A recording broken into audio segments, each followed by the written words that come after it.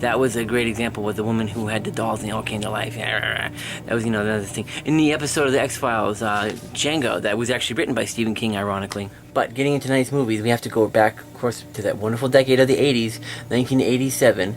The pinnacle achievement of spooky killer doll movies at the time was, of course, the properly titled movie, Dolls. Come on, let's get going!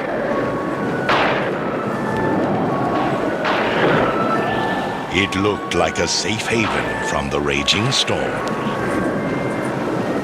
It's an odd kind of place.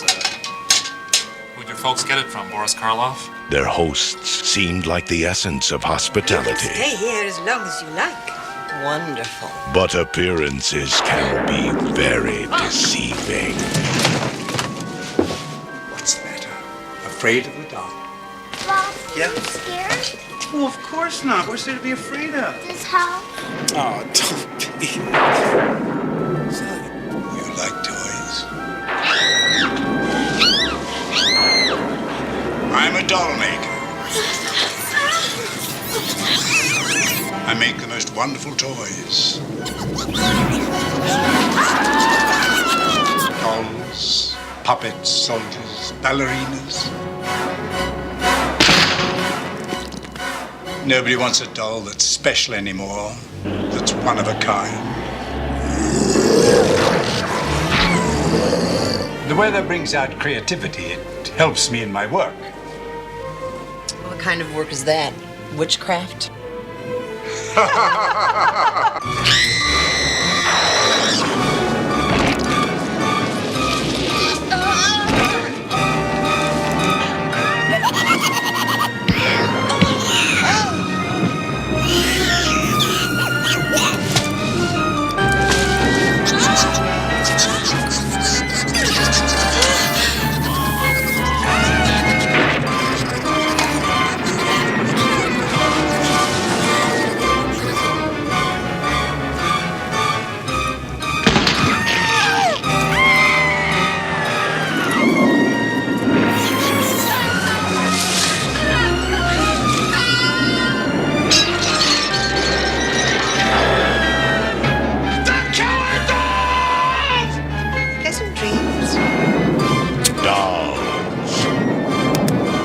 Never too old to play with dolls. Until you're dead. Dolls. This movie starred Ian Patrick Williams, and one of my favorite roles of him. He's a freaky guy in that one. As well as Carolyn Purdy Gordon. They basically played a couple known as the Bowers, and he was a doll maker, and he lived in a creepy house. It looked like itself could be a giant doll house. It was just a wonderful, freaky movie. It is a time capsule of a movie when you look at the fashion. When you watch that Madonna chick getting killed, that is just a brutal scene, and it takes forever. You have to see it. It's awesome. That was directed by Stuart Gordon. Dolls from 1987. Listen to Remco's Baby Laugh a Lot.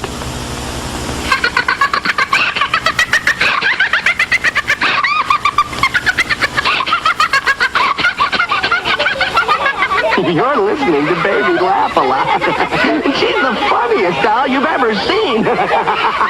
Just push the button and she starts to giggle.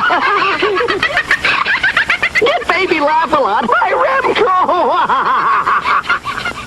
Alright, back to the show. Okay, we're going to move a little bit ahead now here to 1991. To this movie came out in what I like to call the Chucky era of killer doll movies. This is from 1991. This is called Dolly Dearest. This is the doll your daddy's going to make in Mexico. And this is the factory where we're going to make her and sew her little dresses. Isn't she beautiful? May I have one, Daddy? From the moment they met, I'm gonna love her so much. it was a fairy tale come true. Good night, Dolly. Sweet dreams, Dolly. But this is where the fairy tale ends and the nightmare begins. Dolly?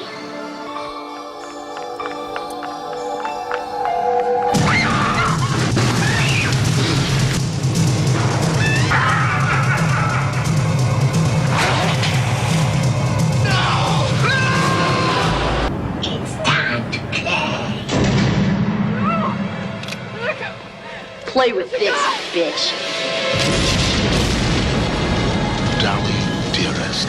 This one was directed by Maria Elise, who ended up doing a lot of TV in the late 80s to the early 90s, and I think she's still doing something now. She's got some kind of show going on. I can't really remember what the hell it is called, but that's not the point right now. The point is we're talking about Dolly Dearest. There really isn't anything particularly outstandingly original about the movie, but it is very, very well done. It has its classic moments where it's kind of cheesy, the one-liners, you play with this, and it shoots the shotgun. But this one, I think, is worth checking out. If you're ever going to do a double feature with your friends just to freak them out, Dolls and Dolly Dearest. If you're like me, you probably will appreciate Dolls more.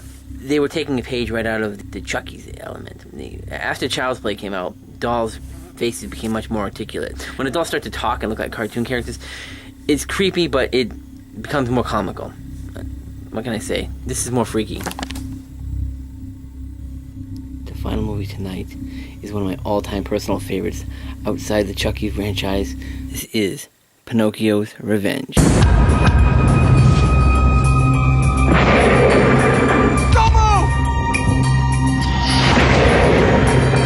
What is that?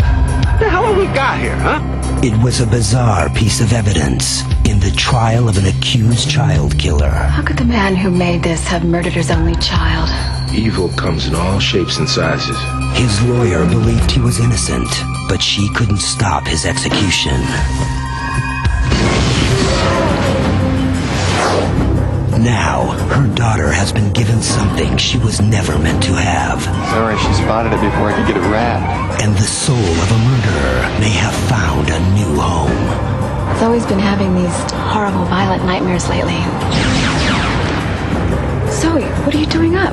Her therapist thinks she has a lot of repressed hostility. Pinocchio can't become a real boy if you keep doing bad things. What are you doing with this, sweetheart? She's a very disturbed little girl. He's protecting me from Pinocchio.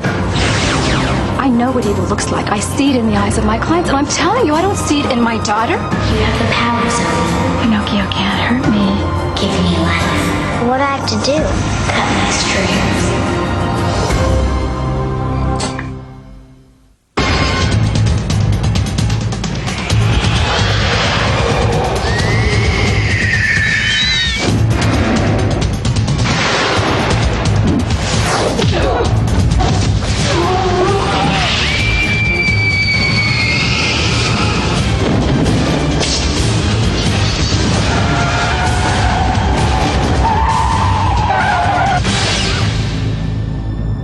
I know what you're thinking. It's a ridiculous title. It is a ridiculous title. But this is a movie, a killer doll movie, you have to seriously check out.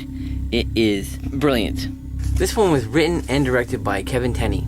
And when you have someone doing double duty as writer and director, you know they have a passion for the project and they're putting a whole lot of love and attention into it. And usually it's worth checking out. The little girl, Candace McKenzie, she pretty much carries the entire movie.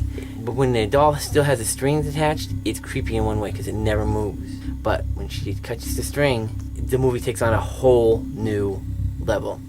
So I highly recommend checking out Pinocchio's Revenge. Get past the title, check it out. Well, that's all we have time for in this episode of Andy's Little Sci-Fi Horror Show. My name's Andy. Good night.